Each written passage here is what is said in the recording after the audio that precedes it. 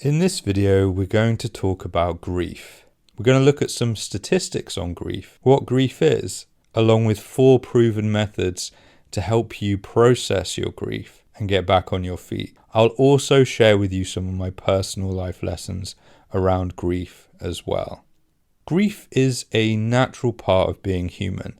It's an emotional response to losing someone or something important to you. It can manifest in a variety of different ways, from emotional and physical to social and even spiritual. It's not a straightforward process, and it can almost be like there are different waves that we go through. We can often think we're making progress and then uncover a whole new layer of grief, which at times feels like we're going backwards.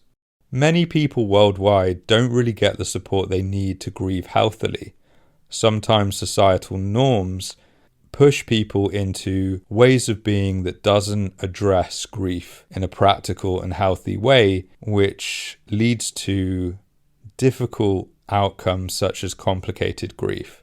Grief in itself is very natural and a normal part of being human. So let's look at some statistics on grief. According to a report, approximately 1 in 5 Americans experience complicated grief at some point in their lives. While the grieving process varies significantly among individuals, complicated grief can last several years or even decades. Grief can lead to mental health issues such as depression and anxiety, with rates of depression doubling among the grieving population. Now, it's very clear that grief affects all of us at some stage in our lives. The problem is a lot of people aren't able or know how to process grief or grieve in a healthy way, particularly in recent years where many of us have lost people close to us. Interestingly enough, grief doesn't have to be about loss of a person.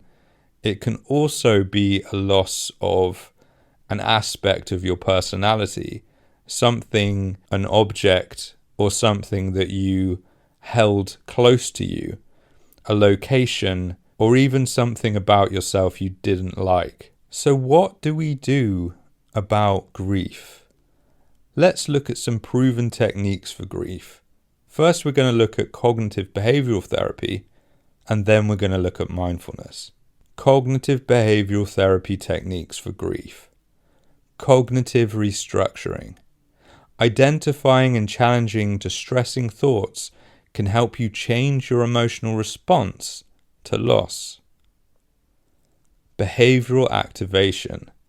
Focusing on pleasurable or meaningful activities can counteract the inertia and sadness commonly associated with grief.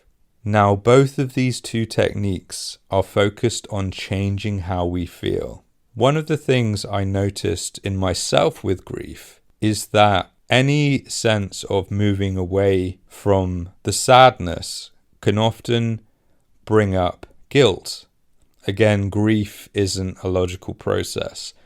It is very, very complex. So both of these 2 techniques focus on shifting our fixation away from distressing thoughts, such as losing the memory of the person in your mind, for example, or the guilt you may feel for not feeling sad enough in a moment, to a different kind of emotional response, such as gratitude for the person, love for the person, trust that that person has moved on to a better place. So this changes the spiral into depression or anxiety or fear into gratitude, love, and connection, where instead of fearing that we may disconnect from our beloved, to the gratitude for having shared some of our life with them and the connection with them in our hearts as memories, as felt senses or smells, and then being able to enjoy our life again, being able to move into enjoying life, the simple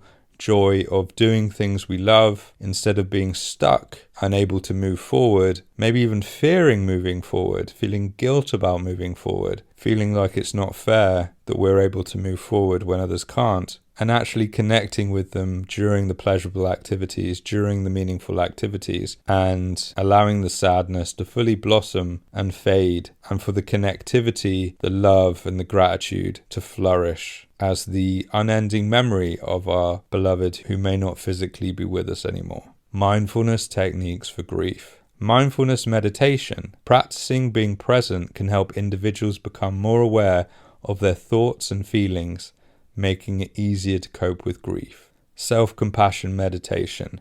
Compassionate focus towards oneself can mitigate feelings of guilt or regret that often accompany grief. Now, the first of these techniques helps us to become aware of our emotional landscape.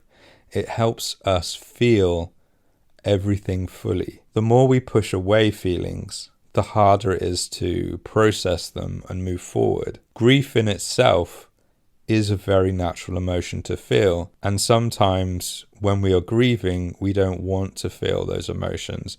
We don't want to come to terms with the loss. Or maybe we don't want to acknowledge the loss. We don't want to acknowledge that something beautiful isn't physically with us anymore. That response is also natural. We all go through that response. It isn't just you, and it isn't just me. So when we become more aware of our thoughts and feelings, our emotional landscape, our thought landscape, our physical landscape, we're able to recognize everything that comes up, feel it fully, and it is able to fully express itself. It is able to let itself out of us. We don't have to bury it, avoid it, or feel guilty that it disappears. And thus grief is processed naturally and we can move forward. Now, the meditation is very important. I always recommend self-compassion, particularly when it comes to grief. Grief isn't linear, it's not logical. All sorts of strange emotions and thoughts come up. For example, guilt. You may have done everything you possibly could, really been there for the person, loved them with all your heart, and yet you still feel guilty that you are starting to feel different. Or you may feel regret that you weren't there, that you had an opportunity and missed it. It is complex and it is not linear. It is a wild array of emotional sensations. Maybe we regret not doing enough even though we did. Maybe we feel guilty that we are having enjoyable moments since what happened. By practicing self-compassion, we are able to ease the self-persecution, which is a natural display with loss. Because the problem is, loss doesn't make a lot of sense. And that's okay. The more we let everything be, the more we have compassion for ourselves, the more we can still connect, love, and have gratitude for those that aren't with us. Personally, like everyone, I've experienced my fair share of grief. I've lost family, partners, friends, pets, even my sense of self, places I've lived, groups of people, in fact. There's been many different shades of grieving that I've had the honor to experience. Sometimes grief isn't just about death. We can mourn a breakup, moving from place to place, and like I said before, even the loss of something that we didn't enjoy, potentially about ourselves or being trapped within a certain situation. It's never logical. Your reaction won't be logical. What you feel won't be logical. During my adventures, I've learned some incredible things about grief, and I hope they help you. Here are 5 of those lessons. Grief is never logical. Don't expect your behavior to be either. Have compassion for yourself and gratitude for your beloved. Death is a process, not a finality. Even after we process our loved ones in our hearts and minds. You can't force acceptance. Grief is like water within a balloon. It needs release. Let it free and relax as you do so.